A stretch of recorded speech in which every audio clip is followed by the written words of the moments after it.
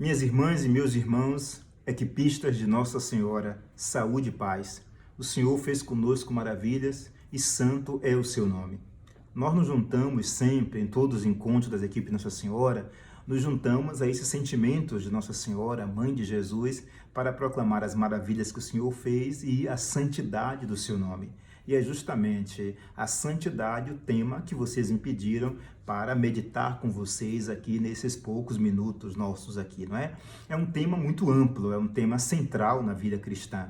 É um tema central da vida de fé. Nós não teremos aqui tanto tempo, né, por causa das circunstâncias mesmo que nós estamos passando, a brevidade das formações, dos aspectos. Eu queria, de todo modo, destacar três expressões da santidade para, no contexto, né, no bojo de cada uma delas, poder ir resgatando elementos da espiritualidade bíblica, da espiritualidade eclesial e de nossa compreensão dos grandes desafios contemporâneos também, para a expressão, a vida e o testemunho da santidade. A primeira coisa é considerar a santidade como chamado, depois a santidade como vocação e a santidade como alegria, tá bom?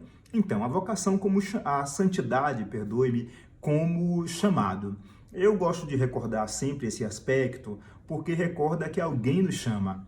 É um chamado, mas é alguém que nos chama. E quem nos chama é Deus, o Pai de Jesus Cristo, Deus Criador de todas as coisas, a quem adoramos, né? Ele é o santo por excelência. Ele é o 3 vezes santo. Ele é aquele da qual deriva toda e qualquer santidade.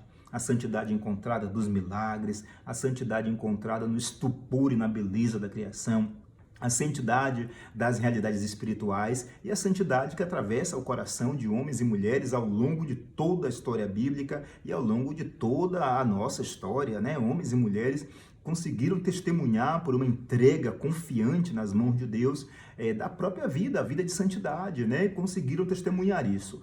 Outro aspecto que eu acho importante aqui, que está no contexto da palavra chamado, é que a santidade não é uma espécie de tesouro ou de troféu pessoal. Justamente porque é chamado, a santidade é uma aproximação ao trono de Deus.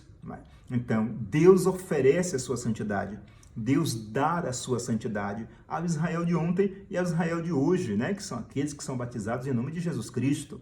Ele oferece a sua santidade. A santidade não é uma conquista minha, de alguém, porque sabe mais, porque tem mais dinheiro, porque tem mais poder, sucesso ou influência. A santidade é a proximidade de Deus, o que implica viver ao modo que Deus quer.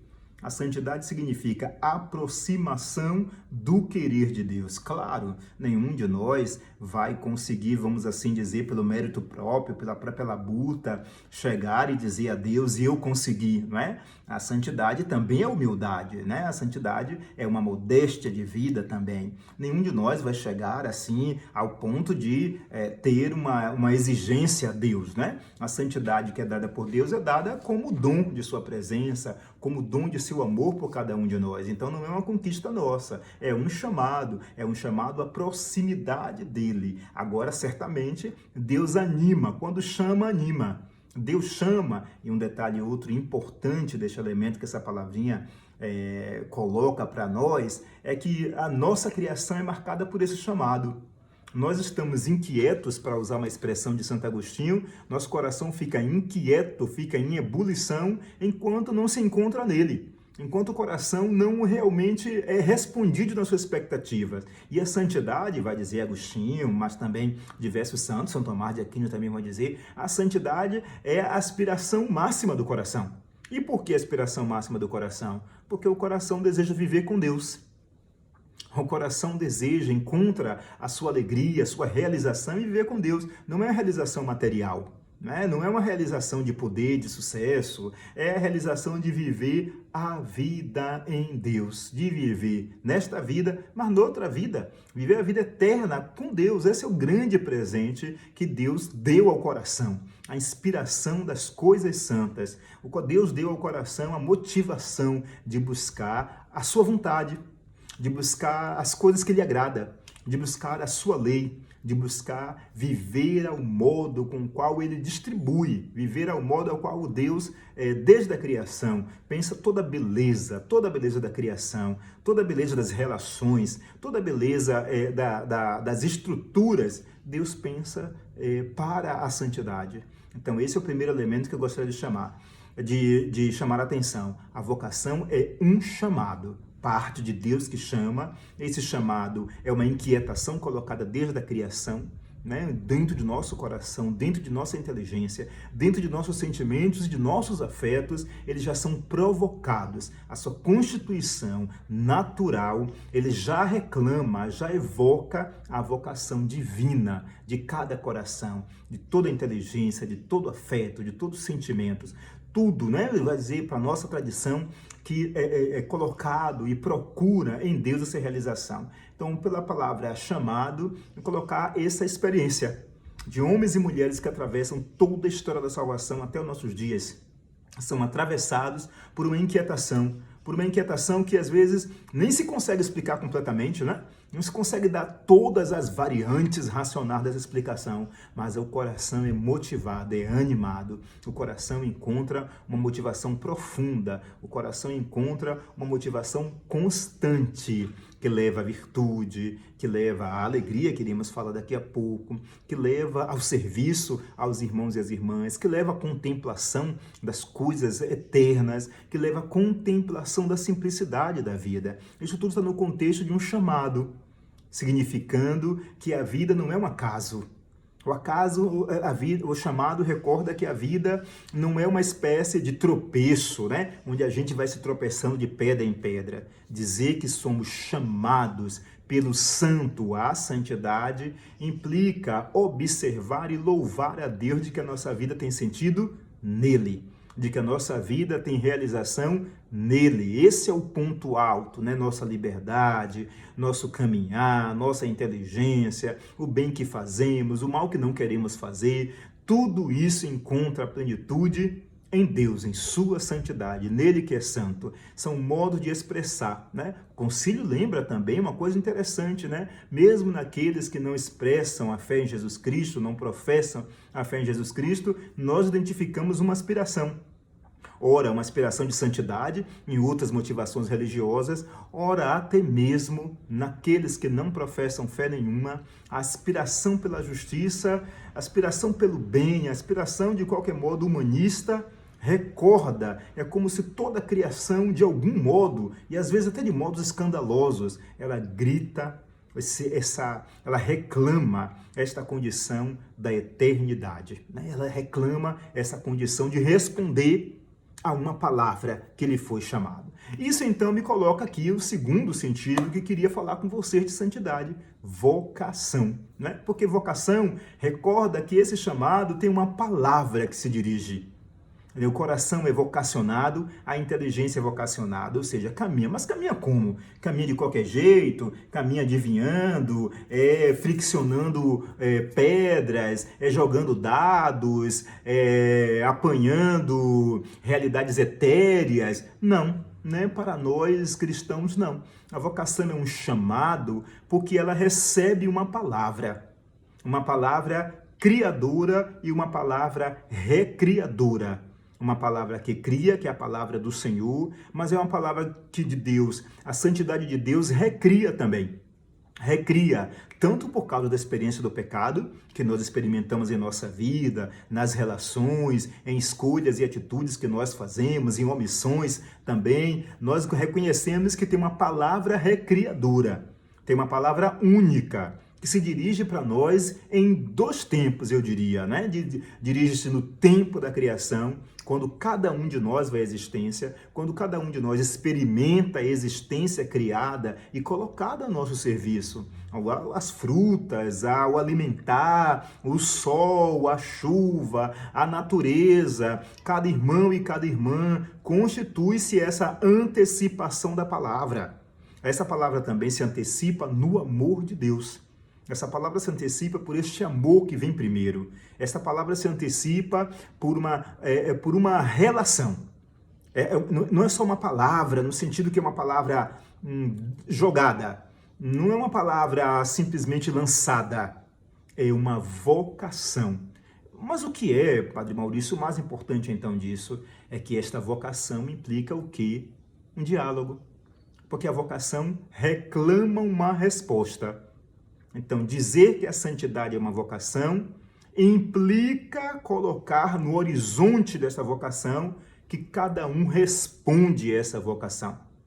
Que cada homem, que cada mulher, que cada casal, que cada família, que cada pessoa responde num diálogo. Aqui, então, eu queria destacar elementos desse diálogo. O primeiro elemento de todos é a oração, não é? A oração. A oração é o lugar da conversa com Deus. Nós podemos estar limitados por diversas circunstâncias. Podemos estar limitados por circunstâncias físicas, por alguma doença, por circunstâncias intelectuais, por distâncias geográficas. Diversas coisas podem, vamos dizer assim, impedir aquela oração, digamos, ideal, né? Feita com tranquilidade, com serenidade, com espaços intelectuais de contemplação. Mas nada disso anula a oração. Nada disso, mesmo que nossa boca não possa falar, a nossa oração não está impedida. Nós podemos nos dirigir a Deus. Então, o primeiro lugar do diálogo, desse diálogo, é a oração. A oração é o lugar da conversa com Deus, da intimidade com Deus. Na oração não tem máscaras. Nós não precisamos nos esconder, inventar artifícios, nada. Nós não precisamos. Na oração, nosso coração pode, deve ser livre. É o lugar da resposta mais íntima à vocação, ao chamado à santidade. É o lugar mais íntimo. Agora, esse diálogo também é um diálogo de ação. É um diálogo que reclama, é um diálogo que prevê também uma praxis, uma prática. Por isso, a caridade. A caridade é a operatividade da oração, da intimidade da oração. A oração não é uma conversa espiritualizada. A intimidade, a entrega, a confiança, a relação na santidade, com a santidade de Deus, não é uma espécie de quietude espiritual. Não é uma ginástica mental. Por isso, encontra o seu lugar operativo, também este cheio de oração, na caridade. No serviço que nós fazemos a nossos irmãos e as irmãs, sobretudo nos mais pobres, nos mais sofridos, né? Sobretudo neles a encontra. Então, essa vocação que é feita nesse diálogo, na resposta de cada um de nós, ela se dá sobretudo nesses dois âmbitos. No âmbito da oração e no âmbito da caridade. Esses dois âmbitos são tensionados, vamos assim dizer, esses dois âmbitos são tensionados, tanto com a vida intelectual, que é a vida de conhecimento, de leitura, de aprofundamento, com a catequese, que é a pedagogia usada para ensinar as coisas de Deus, para fazer conhecidos processos, o caminho, por exemplo, o caminho sacramental. Um outro elemento importante desse diálogo é a própria vida da comunidade. Nesse diálogo eu quero então destacar a vida da igreja, né? É a vida da igreja. E aqui é muito interessante que a igreja é a comunidade de Jesus. E o ponto alto dessa comunidade é a santidade. Esse é o ponto alto dessa comunidade. Ela tensiona nesta palavra e na caridade, nos seus limites, nos seus eventos históricos, nas suas dificuldades concretas, nas suas alegrias, na ação de graça que ela experimenta, nas decepções, da complexidade do tempo e da história. A igreja está dentro desse diálogo, talvez de modo muito mais tenso do que em cada um de nós, né? Essa comunidade universal. Essa comunidade feita de cada um de nós aqui, mas feita também dos anjos, feita também dos santos, né? Que tem entre todos os seus membros, a primeira de todas, a Virgem Santíssima, né? Então, aqui nesse sentido, também a comunidade eclesial, também a igreja está nesse diálogo, nessa palavra respondida, né? Nessa palavra respondida. A igreja é uma palavra respondida, vamos dizer assim, a história respondida, é a história respondida enquanto comunidade de fé. É a história respondida à santidade de Deus, enquanto a comunidade de fé. Os três elementos, né, considerados, né, cada um na sua distinção, mas também no seu conjunto, a oração, a caridade e a igreja, os três elementos compõem essa instância de diálogo, né, mas compõem também de forma unitária. Compõe, não existe a igreja sem oração e não existe a igreja sem a caridade. Né? E todos esses elementos, insisto, colocam para ser visto uma outra realidade desse diálogo. É um diálogo desigual. Porque nem na oração, nem na caridade, nem na vida eclesial, vivida em todas as suas dimensões, em todos os seus aspectos, nenhum de nós pode exigir nada de Deus. Nenhum de nós pode dizer, eu sou santo já. Nenhum de nós pode dizer, eu já tenho a santidade ou a santidade está realizada em mim. Não, nenhum de nós, né? Isso aqui unifica, de querendo dizer que a oração sempre se coloca no horizonte da humildade. A santidade, então, ela é colocada numa vida virtuosa, numa vida de fazer o bem, numa vida de, mesmo quando eu descubro o mal feito, mesmo quando eu descubro meus comportamentos, eu me coloco diante de meu Senhor, humildemente para pedir o perdão, a sua graça e a renovação de nossa própria vida, tá bom? E o último aspecto que eu queria colocar com vocês é a alegria. A alegria. Mas por que colocar a alegria? Porque a santidade é uma alegria. Né? A santidade é uma alegria, certo? Não é uma alegria no sentido de uma alegria consumista, né? De que alguém compra um produto e está alegre ali pelo produto recebido, ou a alegria da vida editada para as redes sociais, ou a alegria, sei lá, só de quando eu tenho alguma coisa vitoriosa na minha vida, na minha existência, nas minhas relações. Não, eu me recordo aqui da verdadeira alegria de Francisco, né? Aqui não dá para a gente contar tudo, mas ele narra uma série de dificuldades, né? Que ele vai dizer a Frei Leão, se nós chegássemos dos conventos, ninguém atendesse a gente, ou depois confundisse com mendigos e não quisesse deixar, se a gente passasse a noite inteira no frio, a verdadeira alegria é de uma entrega confiante a Deus. A verdadeira alegria é a imitação do Cristo. Então aqui está a santidade. Aqui está a santidade, essa verdadeira alegria, a imitação de Cristo. Até nessas horas que, digamos assim, no sentido mais genérico, nos causaria tristeza, a santidade está aqui também. Né? Claro, a santidade implica um caminho de derrotas, de desilusões. A santidade não é um voo que decola e vai sempre em velocidade de cruzeiro, de jeito nenhum. Basta uma leitura atenta às obras dos santos e a gente vai ver que a santidade nem de longe é um mar de rosas. A santidade não é um voo para o alto e avante. A santidade não é um heroísmo. A santidade não é uma conquista de nossa vaidade, já coloquei esse assunto para nós. Né? A santidade vai implicar esses âmbitos, as incompreensões humanas, tudo isso, as incompreensões comunitárias, tudo isso está no contexto, mas se tem uma invasão de alegria. Essa caracteriza o santo, né? Confundidos, chamados de loucos, aprisionados, injustiçados, tantas circunstâncias, né? Se nós pararmos para ler um livro que conta a vida de 20 ou 30 santos, nós vamos ver a variedade de situações que os santos passaram e nem de longe tiveram uma vida simples ou uma vida fácil, né? A simplicidade estava no coração, na entrega, na alegria. Basta a gente pensar aqui, como a gente citou no São Francisco de Assis, né, com tudo que passou, mas uma alegria de entrega, alegria de encontrar ali o leproso, a alegria diante do lobo, a alegria diante das incompreensões, pensar em Santo Antônio, ao pensarmos aqui Irmã Dulce em nosso caminho, né? Quer dizer, é uma alegria que não é fruto de constantes vitórias, ou ao menos daquilo que nós consideramos vitórias, né? É uma alegria de confiança. E é essa alegria que é também um testemunho. A coisa que eu queria, o último elemento que eu gostaria de destacar aqui. A alegria implica também falar de um testemunho. Implica falar também de um colocar para fora. Implica colocar uma martiria com a própria vida, com o cotidiano. O Papa Francisco pede esta santidade que não é ali dentro dessa fantasia da auréola, né? Dentro dessa fantasia do santo isolado, numa espécie de Olimpo, aonde irão os grandes conquistadores da santidade. Isso não é a santidade cristã.